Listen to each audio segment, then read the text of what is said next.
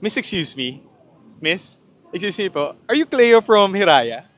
Yes po. Nag-interview po kasi kami ng mga business owners for the younger generation. Okay lang po ba kayo may interview kahit saglit lang? Yeah, sure, I'm game. Para po sa mga hindi nakakaalam, ma'am, ano po yung business natin? I own Hiraya Pilipina, and in Hiraya, we sell empowering boob solutions for women. Primarily nipple pasties, silicone bras. Kailan po natin, ma'am, nakuha yung first million natin? I was 17 at that time, so I started with selling merch actually. So nagbibenta ako mga t-shirts, tote bags, and then from there, ko nakuha yung first million. Doon ko nabili yung first few stocks ko ng nipple pasties. As in, sinugal ko talaga yung money that I had at that time. Grabe, ma'am, no? Sobrang bata nyo pala. Ano po yung capital nyo, ma'am, starting with the business? Nangutang lang ako ng 20,000 pesos from my parents as my starting capital for the merch, for the t-shirts. Grabe, ma'am, no? Galing lang po sa 20,000. Tapos ngayon, kumikita na tayo ng million. Tama ba?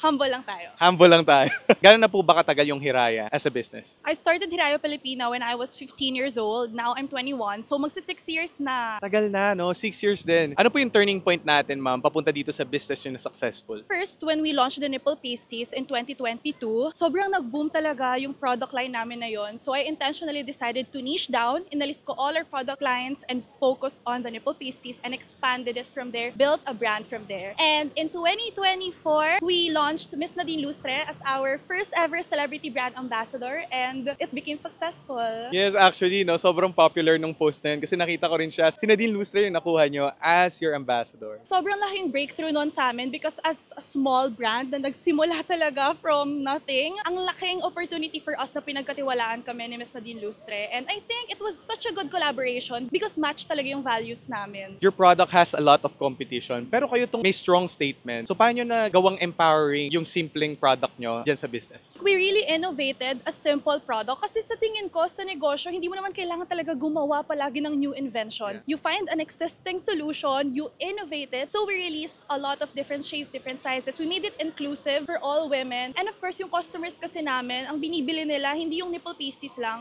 but that sense of female empowerment. Hindi lang naman talaga porket may solution na, mag-sustain na tayo doon. Meron pa talagang mas improved na solution kaysa doon sa naisip ng mga nauna. That's when innovation comes in. Yes! Next question po, ma'am. Ano po yung best financial advice na natanggap natin papunta dun sa financial freedom? Pinalaki ako ng parents ko with an abundance mindset. As in, I did not grow up rich, but then, grabe kami mangarap sa pamilya. Naalala ko, parang 4 years old pa lang yata ako noon, 5 years old. Tinatanong ko parents ko, Ma, kailan tayo magkakakotse? Ganyan. Tapos sabi ng mom ko, hintay lang, pinipinturahan pa yung kotse. Parang ganun. Tapos naalala ko, tumatawag yung kaklase ko noon. Tapos sabi ko sa mama ko, Ma, pwede kunwari bumababa ako sa stairs. Tapos gumaganon ako, pumapadyak ako ng paa. So parang ini-imagine ko na yung abundant life. Sobrang grateful ko sa parents ko na